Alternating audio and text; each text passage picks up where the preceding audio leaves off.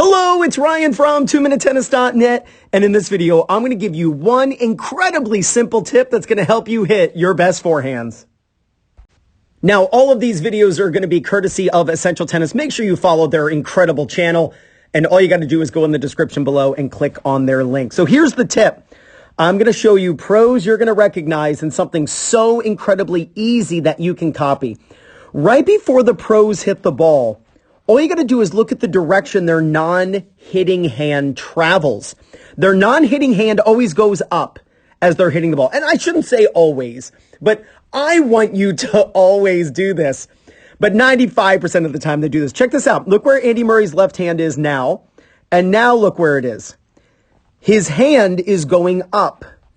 Most recreational players I see who struggle turning their hips into their forehand, they drop their non-hitting hand. Their non-hitting hand is going down. Film yourself. Look and see which direction your non-hitting hand is traveling. The non-hitting hand should be traveling up. And that's what you're gonna see with all the pros. Here's a video of Serena. She's doing the same thing. Let's check out where her left hand is. So her left hand is here, right? So her left hand's in that yellow circle. Now let's get to contact and see which direction her left hand has traveled. Her left hand has gone up. So her left hand is going up. This is because they want to be able to turn their hips into the shot. And when your non-hitting hand is dropping as you're hitting the ball, it'll become a counterweight and you'll end up hugging yourself. I'm going to show you this in front of the camera in just a second, but I'm so passionate about getting players to raise their non-hitting hand while they're hitting the ball. It's an unbelievable tip to get you to turn your hips. Great view of Dimitrov here. So right here, he's about to swing forward. He just dropped the racket, right? His racket's just gone down, and now he's about to swing forward. Let's look where his left hand is here, and now look where his left hand is at contact.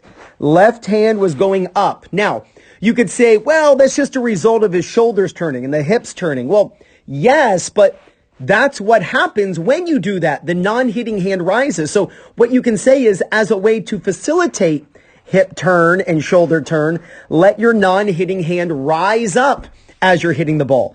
Most recreational players, again, who struggle turning their hips and their hips will not turn, it's because they allow their left arm to drop. If your left arm drops, you are not going to be able to turn your hips. In fact, your left arm will go like this, or your non-hitting arm. Your racket's going to go like this, and you end up hugging yourself. If you've ever been told you hug yourself on your forehand, this is why, because your non-hitting hand isn't rising. So you can force this into happening by just raising the non-hitting hand as you're striking the ball. Azarenka is one of the best examples of this. So we've got her non-hitting hand here, and then she gets to contact, and her non-hitting hand is rising. In fact, she puts her non-hitting hand right next to her left ear when she's done. It's almost like she's covering up her left ear, like somebody's, yelling into her left ear and she's trying to cover it up. You've got to be going up with your non-hitting hand as you're hitting the ball. Again, this is what's going to allow your hips to rotate into the ball. And last but not least here, I'll show you Federer. Now, Federer is very slight in the way he does this, but it still goes up. So we'll stop the video right here. We'll put a circle around where his hand is, and then look where his left hand is when he's striking the ball. It's ever so slight, but his hand is going up. You want your hand, and it's obvious, like his hand is going up. I'll have people argue, well, it's because his shoulders were turning. Yes, but his non-hitting hand was going up. You want your non-hitting hand rising as you're striking the ball. All right, let me show you this in front of the camera. So the non-hitting hand rising as you're striking the ball. One of my favorite tips to give my students. Got the Topspin Pro to help me demonstrate this. My affiliate link's in the description below. You got to get one of these things for at-home practice. Huge advantage over your opponents. Also, it's a great gift for someone who's a tennis lover in your family. So the non-hitting hand rising as you're hitting the ball. One drill I have my students do is actually put their hands on either side of the racket and go like this. And just to learn a forehand where their non-hitting hand is getting pushed out of the way, as if they're hitting the ball with their dominant hand, but the non-dominant hand's getting pushed up. That's the feeling you want to have when you're striking the ball. You want to be brushing up the back. You don't want your non-hitting hand dropping.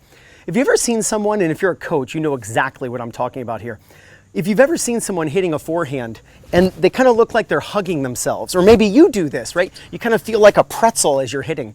Something I noticed years ago is the higher the level of play with the student, and it could be a pro, including a pro, the higher the level, the player, the higher their non-hitting hand was. And the lower the level of the player, the lower their non-hitting hand was. It's almost like it correlated with their level.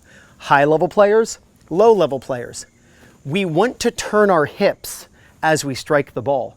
But if you're someone who's dropping your non-hitting hand as you're approaching, you'll end up hugging yourself. Racket goes this way, non-hitting hand goes this way, you can't turn your hips.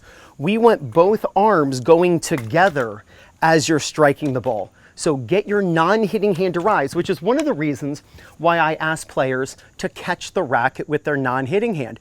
You'll see, I'll read the comments on YouTube and they'll say things like, well, I don't see Roger Federer catching up here. And it's like, you're right. I don't see Roger Federer catching up here either, but we need help as amateur players. And, I'll say something like, well, look, you're on YouTube for a reason. I don't think Roger Federer comes to 2-Minute Tennis to get a better forehand. But players around the world are looking for help on their forehand. And an easy way to make that happen is to have the non-hitting hand rising, just like there's a racket between each hand, non-hitting hand rising as you're hitting, and then you can just catch the racket high over the shoulder. As I mentioned, and I've made this with so many videos, or I've included the Topspin Pro in so many videos, this is an unbelievable product, and the players who get this, their forehand and backhand levels go way up. So I would highly recommend you go in the description below, click on the link, the affiliate link, and get yourself one of these. Or if you're a coach, get a bunch of these for your club. It'll be amazing what happens to the level of the forehand and backhand of those who use it. If you start raising your non-hitting hand as you're hitting the forehand, there is no doubt you're going to gain confidence, win more matches, and play much better tennis. This is Ryan Reedy from 2MinuteTennis.net. You got this.